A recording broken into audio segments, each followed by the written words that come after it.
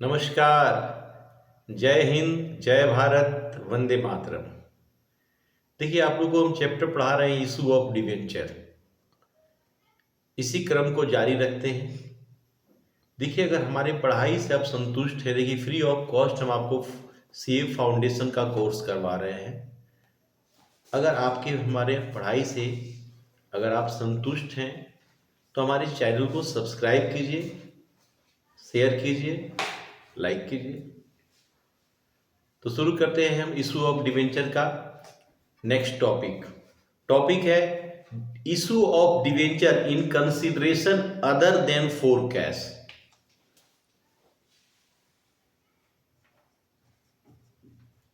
Issue of debenture other issue of debenture in consideration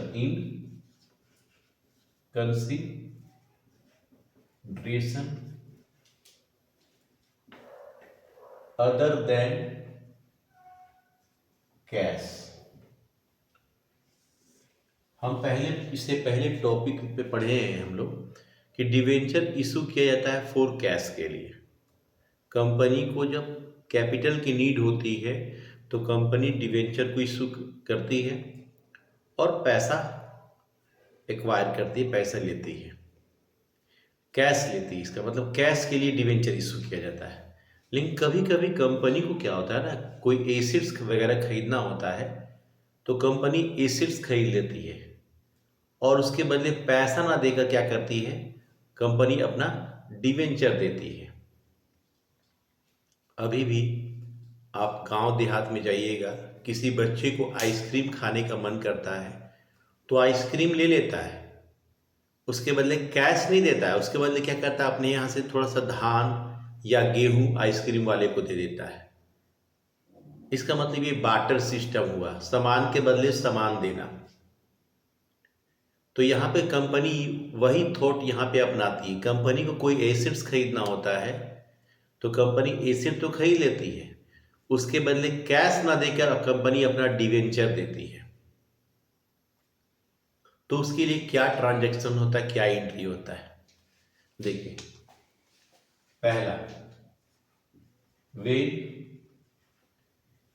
assets purchased by company अगर asset purchase करती है तो उसका एंट्री होता है assets account DR to vendors account being the assets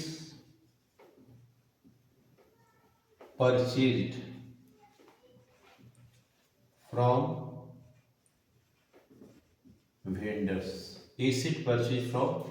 vendors। जो भी एसेट परचेज किया जा रहा है वो लिखा जाएगा। अगर कंपनी ने एसेट परचेज किया है, लेकिन कभी कभी कंपनी क्या करती है, बिजनेस को परचेज कर लेती है। कंपनी कभी कभी क्या करती है, किसी दूसरे का बिजनेस परचेज कर लेती है। बिजनेस परचेज करने का मतलब क्या होता है, कंपनी मान लिया जाए कोई पार्टनरशिप बिजनेस था, उसको कंपनी परचेज कर ले रही है। तो जब बिजनेस परचेज करने का मतलब कंपनी उसका एसेट्स और लायबिलिटी दोनों परचेज कर रही है। देन एंट्री क्या होगा, ध्यान दीजिएगा। वे बिजनेस परचेज्ड बाय कंपनी द्वारा बिजनेस परचेज किया जाता है तो उसका एंट्री होता है assets account DR to liabilities account to vendors account. अब देखिए होता क्या, सुनिए ध्यान दीजिए। मान लिया जाए एसेट्स 1 लाख का खरीदा गया, लायबिलिटीज खरीदा गया 80,000 का। 10,000 का, मान लीजिए 10,000 का, और 120,000 कर दीजिए। लायबिलिटी देखिए, कंपनी क्या कि किसी का बिजनेस को परचेज कर रही है तो उसका एसेट्स था 1 लाख का और लायबिलिटीज उसका था 20,000 का, और कंपनी ने इसे परचेज किया है 90,000 में। तो आप देख सकते हैं डेबिट में मेरा 1 लाख है, क्रेडिट में 20 एंड 90, 1,10,000 हो गया। इसका मतलब क्या हो रहा है ना, डेबिट में 10,000 घट रहा है। अगर डेबिट में 10,000 ये घट रहा है देन ये गुडविल हो गया। गुडविल यानी गुडविल के लिए 10,000 दिया जा रहा है। लेकिन ऐसा भी हो सकता है, ये समझ में आ गया, अगर मेरा क्रेडिट में 1,10,000 आ रहा है और डेबिट में 1 लाख आ रहा है, देन 10,000 डेबिट में डिफिशियंसी हो रही है, डेबिट में कम हो रही है, तो ये मेरा डेबिट का आइटम ये गुडविल हो जाता है। लेकिन मान लिया जाए, ये समझ में आ गया, मान लिया जाए कभी कभी ऐसा क्वेश्चन आता है कि एसेट्स मेरा 1 लाख का है और लायबिलिटीज मेरा 20,000 का 70,000 में परचेज किया गया बिजनेस को परचेज कितना किया गया, 70,000, 70,000 में। यहाँ पे आप देख सकते हैं डेबिट में 1 लाख है और क्रेडिट में 90,000 है, यानी क्रेडिट में घट रहा है। तो क्रेडिट में जब घटता है तो उसको बोलते हैं हम लोग capital reserve, capital reserve account 10,000। या अगर कभी कभी ये समझ में आ गया, अगर डेबिट में डिफिशियंसी हो रहा है, घटता है, तो वो गुडविल होता है। क्रेडिट में अगर डिफिशियंसी होता है तो वो कैपिटल रिजर्व होता है। लेकिन मान लीजिए कभी कभी ऐसा होता है कि 20,000 का लायबिलिटीज खरीदे और 80,000 टोटल परचेज किया गया वेंडर से, तो डेबिट में भी 1 लाख है और क्रेडिट में भी 1 लाख है, दोनों इक्वल है। तो यहाँ पे ना गुडविल होगा ना ही कैपिटल रिजर्व होगा। लेकिन याद रखिएगा, अगर आपको डेबिट में डिफिशियंसी होती है तो क्या हो गया, गुडविल अकाउंट, दिया ये बैल फिगर होगा, बैल फिगर जो भी होगा। लेकिन अगर क्रेडिट में घटेगा तो क्या हो जाएगा, capital reserve, capital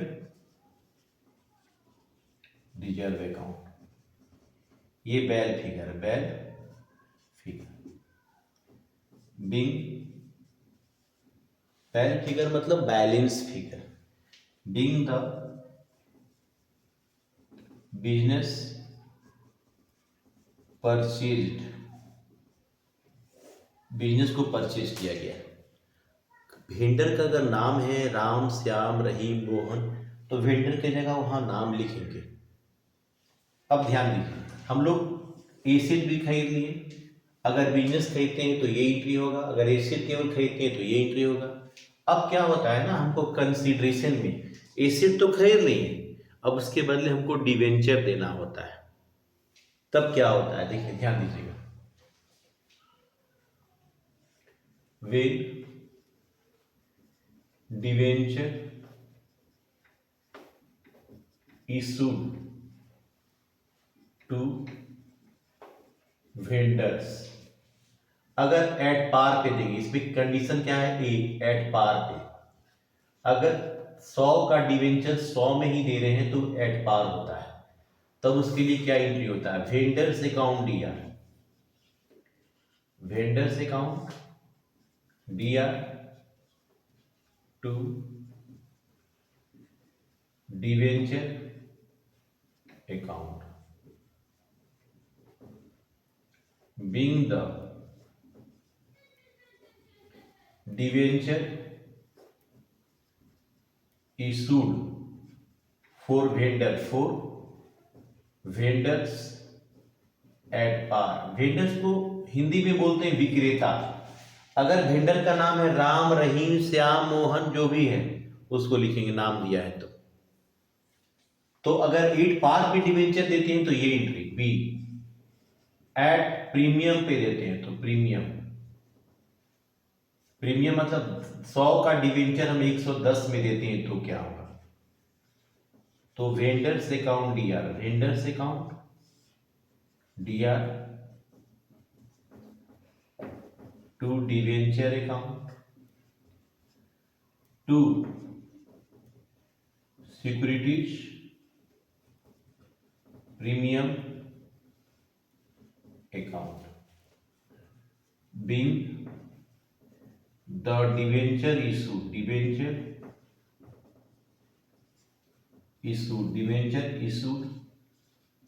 at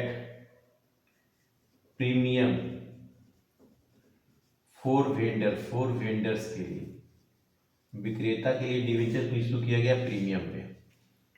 C at discount मतलब 100 का डिवेंचर हम 90 रुपीज में देते हैं, एट डिस्काउंट पे देते हैं तो क्या होगा? Vendors account DR discount on issued of debenture account DR to debenture account being the debenture issued at discount for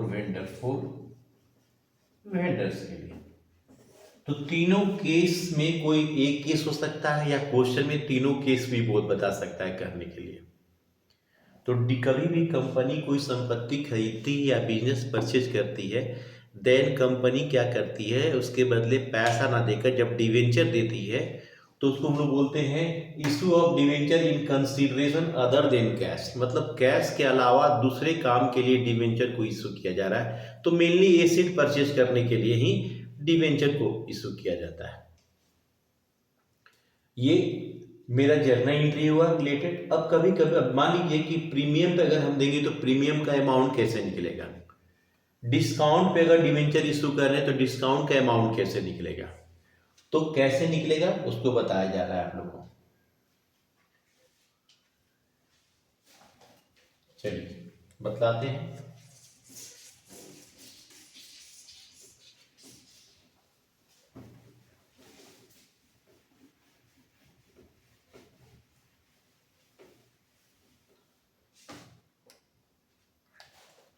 देखिए प्रीमियम कैसे निकलता है। प्रीमियम का अमाउंट निकालने का फॉर्मूला होता है अमाउंट पेबल, अमाउंट जो पेबल है हमको पेमेंट करना है, समझ में आया कि इनटू परसेंटेज 100 जोड़ परसेंटेज। अगर डिस्काउंट का निकालना है, डिस्काउंट का फॉर्मूला होता है हमको जो अमाउंट पेबल करना, पेड करना है, payable into percentage 100 minus percentage. Premium में प्लस होता है, डिस्काउंट में माइनस होता है, इतना हम लोग को याद रखना है। देखिए फिर से बता रहे हैं, कंपनी को कभी कभी एसेट खरीदने का होता है तो कंपनी एसेट्स या बिजनेस परचेज कर लेती है, देन कंपनी उसके बदले पैसा ना देके कंपनी क्या करती है, अपना डिवेंचर देती है। तो डिवेंचर एट पार पे देगी तो क्या होगा, एट प्रीमियम पे देगी तो क्या होगा, एट डिस्काउंट पे देगी तो क्या होगा।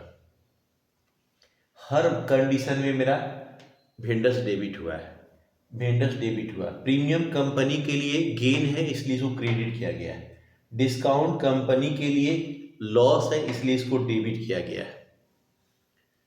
तो ये टॉपिक को ध्यान से समझिए। कल हम लोग इंटरेस्टेड टॉपिक पे आएंगे, रिडम्पशन ऑफ डिवेंचर। तो मिलते हैं अगले लेक्चर में, तब तक खुश रहें, प्रसन्न रहें और हमें सपोर्ट करें।